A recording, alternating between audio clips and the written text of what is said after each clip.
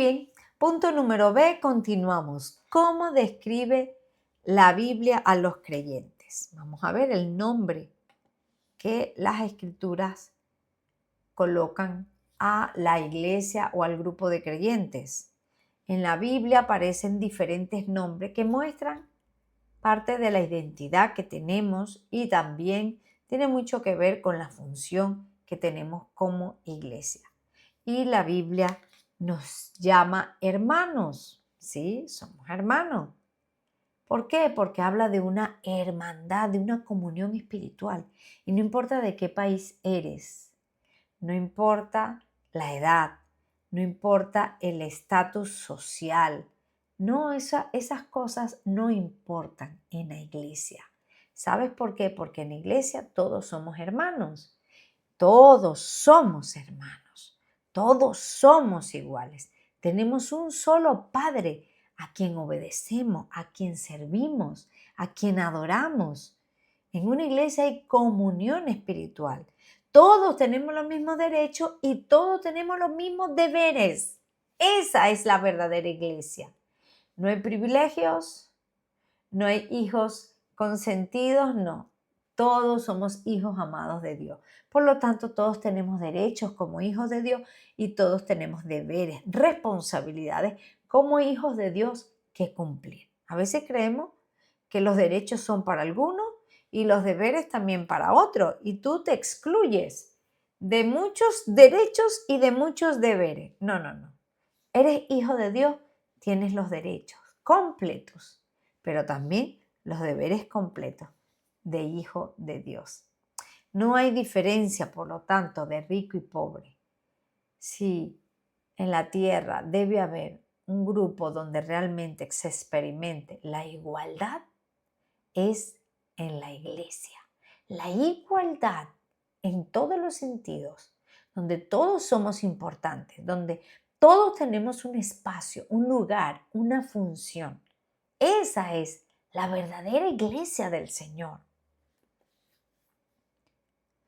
Porque tenemos un Padre en común, nuestro Padre Celestial, un mismo Padre.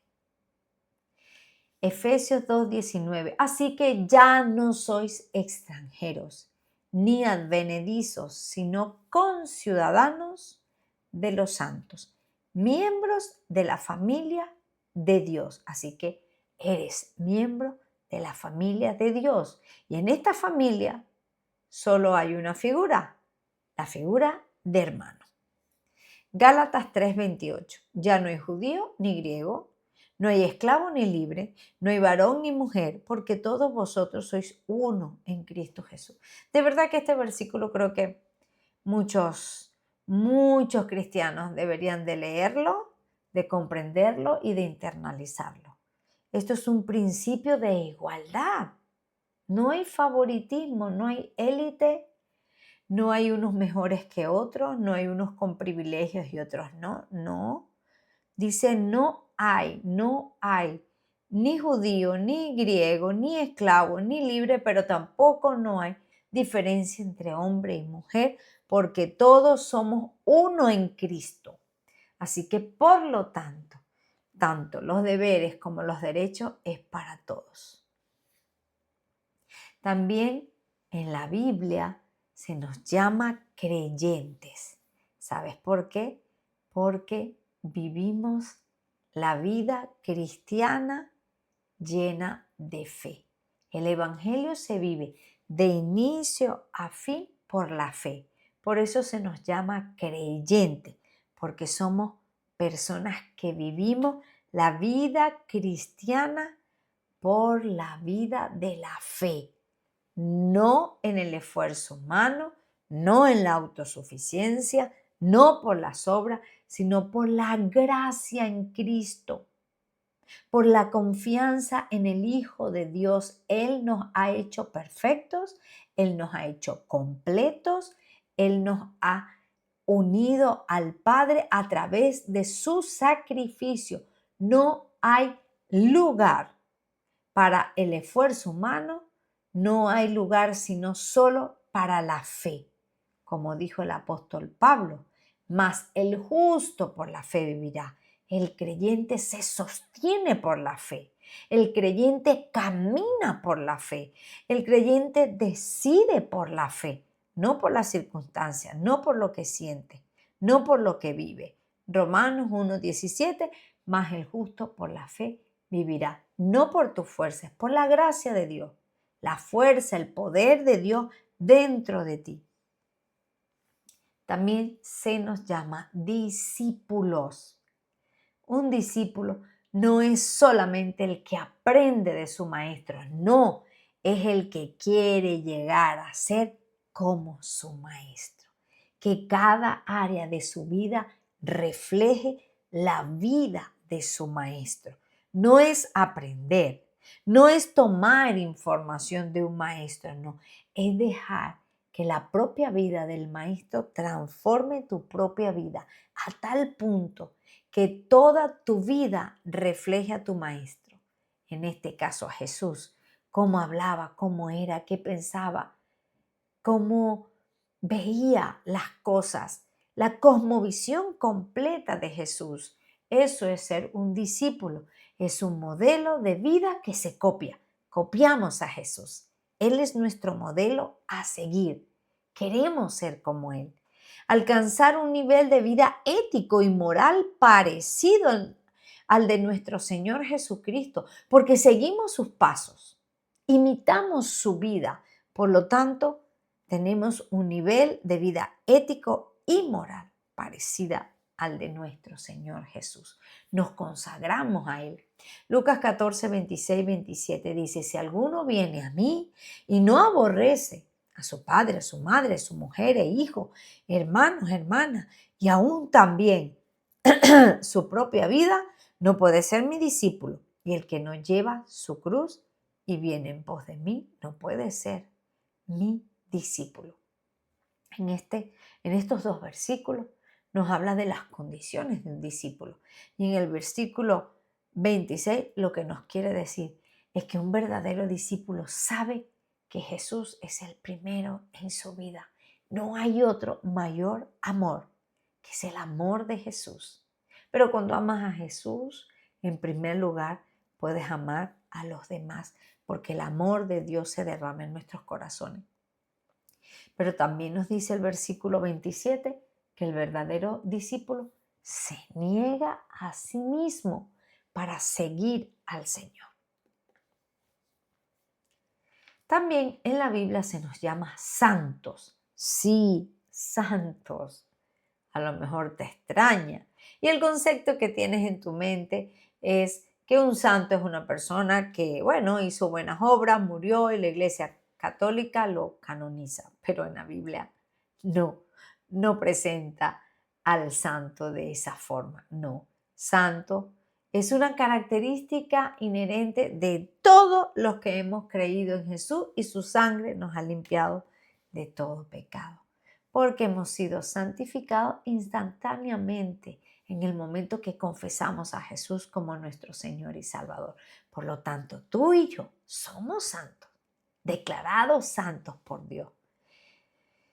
¿Y qué? Y vivimos nuestro nivel de vida a esa identidad que hemos recibido de santidad. Todas nuestras decisiones las llevamos alineadas a quienes somos en Dios. También se nos dice que somos luz y sal.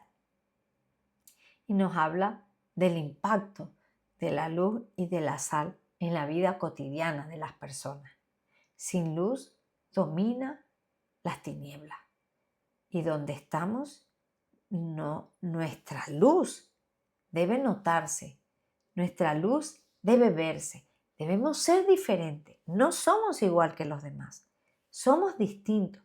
Desde la forma de hablar. Y no me refiero a un vocabulario religioso, a un vocabulario que nadie sabe lo que dices.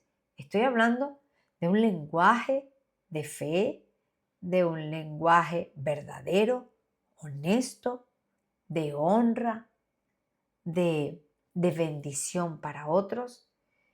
Me refiero a ser sal, a que somos diferentes. Y no porque te vistas diferente, no porque tengas un estilo específico de vestirte, no se refiere a eso. La Biblia habla tus acciones, cómo tratas a las personas, cómo te conduces en la vida, cómo reaccionas en los problemas, en las dificultades. Eso tiene que ser sal. La gente tiene que ver una diferencia en ti de amor, de bondad, de verdad, de paciencia, de misericordia.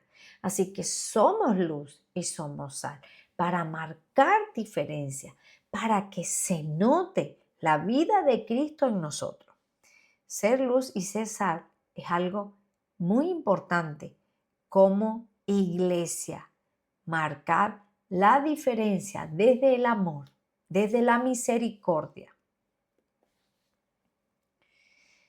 Efesios 5:27 dice, a fin de presentársela a sí misma una iglesia gloriosa, que no tuviese mancha, ni arruga, ni cosa semejante, sino que fuese santa y sin mancha. Muy bien. El punto 5 habla de escogidos.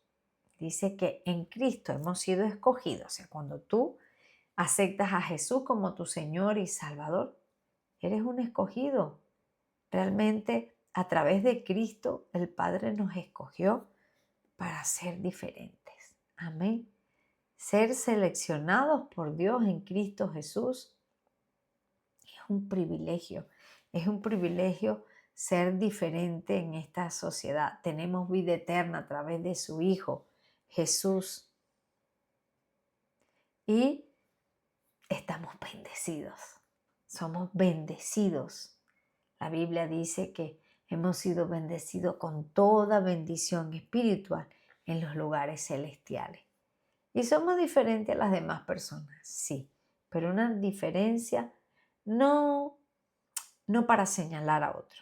Somos una diferencia para que otros vean a Jesús. Somos testigos del Señor y debemos ser diferentes para que otros vean en nosotros a ese Dios que tanto les ama. Por lo tanto, tenemos un destino eterno, tenemos intereses diferentes y un estilo de vida diferente a la gente del mundo. Tito 1:1 dice, Pablo, siervo de Dios y apóstol de Jesucristo, conforme a la fe de los escogidos de Dios y el conocimiento de la verdad que es según la piedad. Dice, conforme a la fe de los escogidos de Dios. Eres un escogido, eres privilegiado, eres diferente. No veas la diferencia como algo negativo, todo lo contrario. Lo diferente es valioso. Lo único es valioso. Se nos llama en la Biblia cristianos, ¿sí? Por supuesto. En la iglesia de Antioquía es donde se menciona a la iglesia como cristianos. ¿Por qué nos llaman cristianos? ¿Por qué somos cristianos? Porque imitamos la vida de Cristo. Somos Cristo en pequeño. Él es nuestro líder, nuestro Señor, nuestro Salvador. Todo cuanto creemos, todo cuanto somos, es gracias a Cristo. La doctrina es la predicada por Cristo. Él es el fundamento. Enseñamos lo que Él nos enseñó. Motivamos a otros a guardar lo que Jesús nos enseñó. Y por supuesto, la doctrina de los apóstoles de Cristo. La conducta es la señalada por Cristo. El verdadero cristiano no vive bajo un criterio personal. Esto me parece, esto no. No. Mira, los cristianos verdaderos somos aquellos que hemos decidido vivir el estilo de Cristo. Por ejemplo, hoy en día se habla de influencers por las redes sociales. Sigues a una persona porque hay algo que ese influencer conectó contigo y te sientes identificado. Y de una u otra forma eres influenciado por esa persona que sigues en las redes sociales. Su forma de vida, de vestir, todo va a influir en tu vida. Pues nosotros hemos decidido que Cristo sea nuestro influencer, sí, y nos dejamos transformar por Él. Y no solo sus enseñanzas, sino que Él vive dentro de nosotros y Él mismo nos transforma a su imagen. El verdadero cristiano vive la palabra de Dios. Entrar en una relación viva con su Señor. El cristianismo no es una religión. Yo sé que muchas personas, o seamos honestos, lo hemos hecho religión, pero no es lo que Jesús vino a traer. Jesús nos habla de una relación viva con Él, personal, real, viva, real. Así que el cristianismo no es una lista de cosas que haces y que no haces o de dogmas. No. El cristianismo es una comunión personal con Cristo. Y en esa relación de amor que se fundamenta en el amor, en la gratitud, en esa relación íntima, tú eres transformado por el mismo Cristo. Él te enseña, Él te transforma, Él te alienta, Él te sostiene. Él lo es todo. Por eso nos llamamos cristianos. Hechos 11:26, a los discípulos se les llamó cristianos por primera vez en Antioquía. ¿Cómo eran esos discípulos? Imagínate. ¿Cómo eran? Eran un reflejo del Señor Jesús, que la gente que los conocía llegaron a la conclusión de decirle, estos son cristianos. ¿Por qué? Porque eran como Cristo. Hoy estamos llamados a seguir siendo como Cristo. En nuestro mundo occidental, la mayoría de las personas se autodenominan cristianos. Sin embargo, sus conductas contradicen abiertamente la conducta de Cristo. Además, abrazan doctrinas opuestas al espíritu del cristianismo. Así que el cristiano vive como Cristo. Es por eso que podemos afirmar que no todo aquel que se proclama cristiano realmente lo es. Y aquí quiero mencionar, me recuerdo lo que Jesús dijo, por sus frutos los conoceréis. Número 7, los del camino también, sí, a la iglesia se le llamó los del camino. ¿Y por qué? Bueno, porque la iglesia primitiva, los primeros cristianos, fueron esparcidos por la persecución. Y donde ellos iban, a la ciudad donde llegaban, al país donde llegaban predicando el evangelio. Entonces era una iglesia en movimiento, no era una iglesia asentada en un lugar, no. Era una iglesia que caminaba, que se movía. Como Jesús, iban a las ciudades, a los pueblos, a las comunidades, predicando el evangelio. Iban por los caminos, seguían el camino de Cristo. Hechos 22:4. Perseguía yo este camino, esto lo menciona Pablo, hasta la muerte, prendiendo y entregando en cárceles a hombres y mujeres. Eran los que seguían el camino de Cristo y andaban en el camino. Por eso se les llamaba los del camino. Representaban una manera de vivir y de comportarse que se diferenciaban del comportamiento normal de la época. Y como debe ser, todos los cristianos, la iglesia está llamada a ser diferente.